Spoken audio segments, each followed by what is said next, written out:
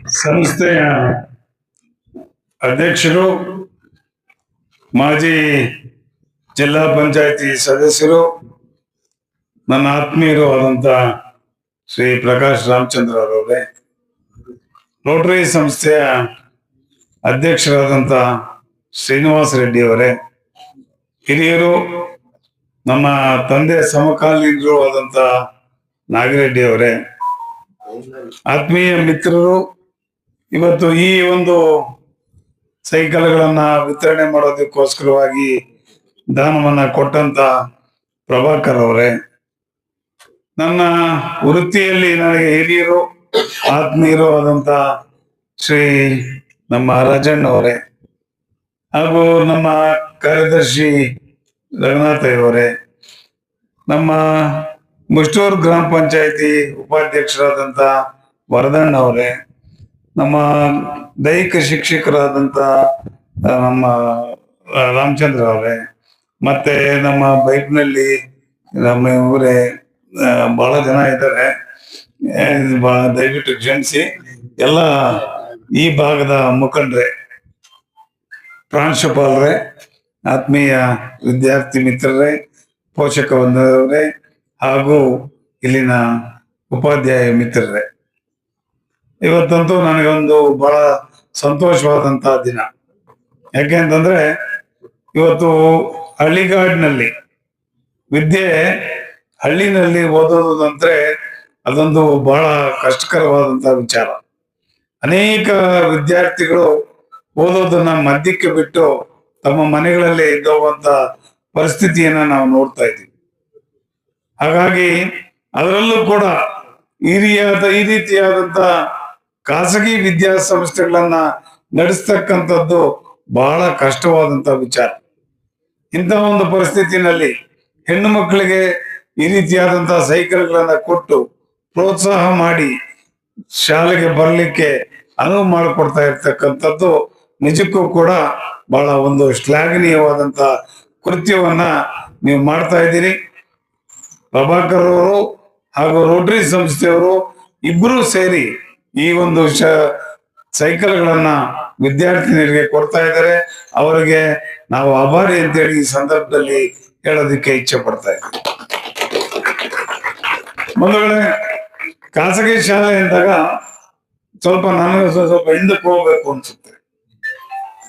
ನಾನು ಕೂಡ ಒಂದು ಖಾಸಗಿ ಶಾಲೆನ ಬಹಳ ಚೆನ್ನಾಗಿ ಮಾಡಬೇಕು, ಬಹಳ ಉದ್ಧಾರ ಮಾಡಬೇಕು ಅನ್ನೋ ಒಂದು ನಿಟ್ಟಿನಲ್ಲಿ ನಾನು ಅವಾಗ ಸುಮಾರು 25-30 ವರ್ಷದಿಂದ ನಿಮ್ಮಂಗೆ ಆ ಯುವಕನಾಗಿದ್ದಾಗ ಅನೇಕ ಆಸೆಗಳನ್ನ ನನ್ನ ಮನಸ್ಸಿನಲ್ಲಿ ಇಟ್ಕೊಂಡೆ.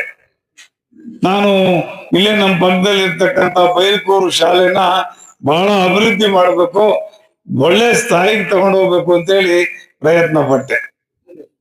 ಆದ್ರೆ ಅಲ್ಲಿನ ರಾಜಕೀಯ ನಾನು ಕೆಲಸ ಮಾಡ್ದಾಗೆ ಮಾಡ್ತು. ತದನಂತರ ಏನ್ ಮಾಡಿದೆ, ನಾನು ಮುಳಬಾಗಲ್ನಲ್ಲಿ ನನ್ನದೇ ಆದಂತ ಒಂದು ಅಮರಜ್ಯೋತಿ ಶಾಲೆ ಅಂತ ಪ್ರಾರಂಭ ಮಾಡಿದೆ. ಇವತ್ತು ನನ್ನ ಶಾಲೆಯ ಸ್ಟ್ರೆಂತ್ 2500 ಜನ ಇದ್ದಾರೆ ನಮ್ಮ ಶಾಲೆಯಲ್ಲಿ.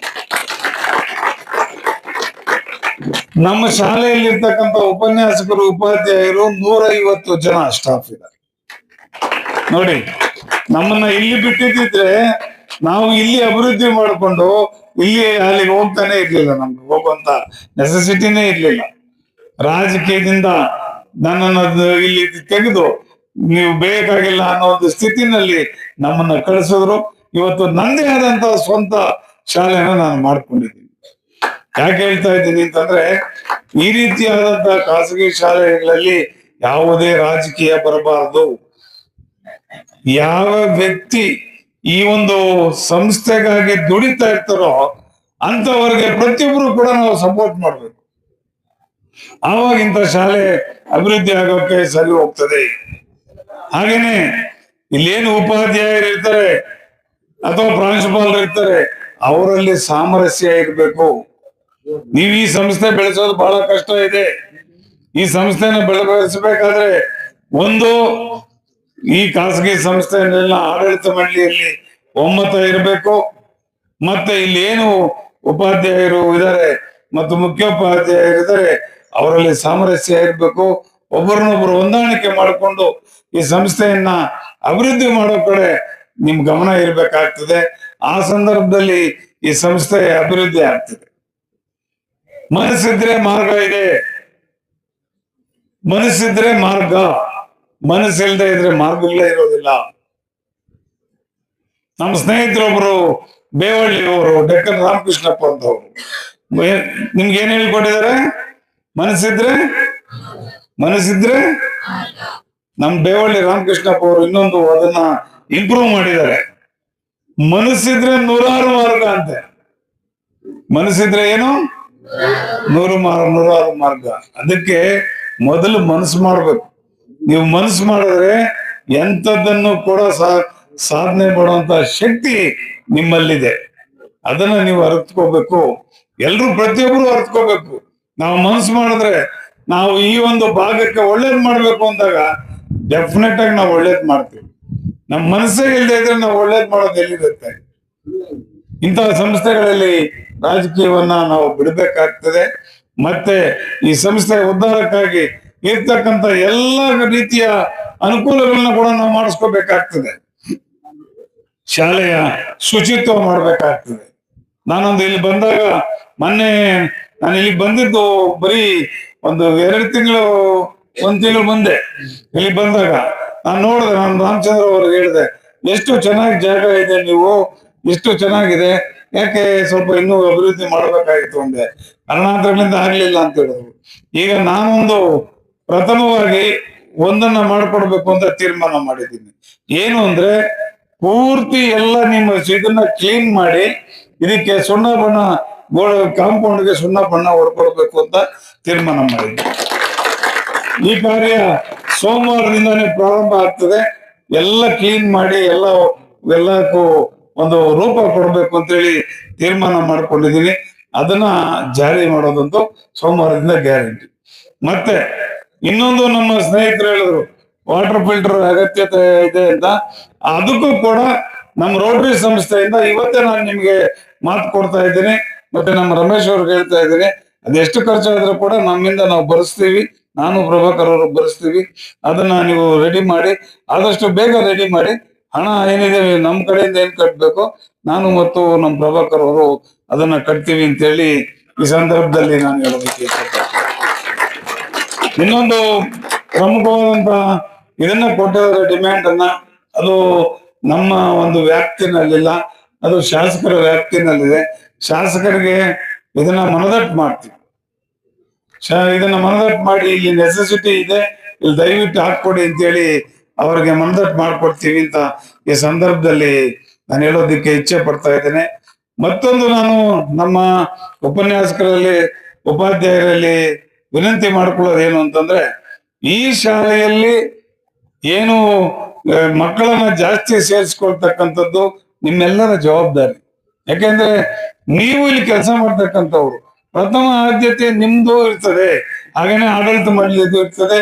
ನನ್ನ ಅವರಲ್ಲಿ ಒಂದು ಅರಿಕೆ ಏನು ಅಂತಂದ್ರೆ, ಈ ಸಾರಿ ಏನ್ ಅಡ್ಮಿಷನ್ ಸ್ಟೇಜ್ ಬರುತ್ತೋ, ನಿಮ್ಮ ಆಡಳಿತ ಮಂಡಳಿಯವರು ಎಲ್ಲ ಸ್ವಲ್ಪ ಯಂಗ್ಸ್ಟರ್ಸ್ ಅನ್ನ ಹಾಕೊಂಡು ಎಲ್ಲ ಊರೂರಿಗೂ ಹೋಗಿ ನಾವು ಒಳ್ಳೆ ಎಜುಕೇಶನ್ ಕೊಡ್ತೀವಿ, ನಾವು ಒಳ್ಳೆ ಇದನ್ನ ಮಾಡ್ತೀವಿ ಅಂತ ಹೇಳ್ತಾ ಬದಲಾವಣೆಗಳನ್ನ ತಂದು ಏನು ಸ್ಟ್ರೆಂತ್ ಆಗುತ್ತೋ ಅದನ್ನ ಇನ್ಕ್ರೀಸ್ ಮಾಡ್ಕೋಬೇಕು ಅಂತೇಳಿ ನಿಮ್ಮ ಆಡಳಿತ ಮಂಡಳಿಯಲ್ಲಿ ಮತ್ತೆ ನಮ್ಮ ಉಪಾಧ್ಯಾಯರಲ್ಲಿ ನಾನು ಕಳಕಳಿಯಾಗಿ ಒಂದು ವಿನಂತಿನ ಮಾಡ್ತೇನೆ.